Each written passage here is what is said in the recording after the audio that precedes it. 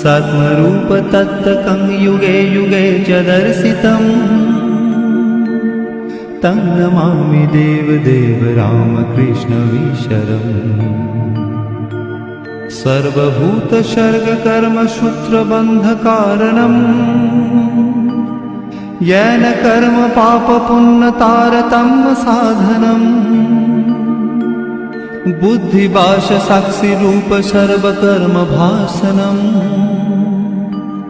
तं नमामि देवदेव रामकृष्णमीश्वरम् सर्वजीवपापनाशकारणं भवेश्वरम् स्वीकृतं च गर्भवासदेवदानमीदृशम् यापितं स्वलीलया च येन दिव्यजीवनम् तं नमामि देवदेव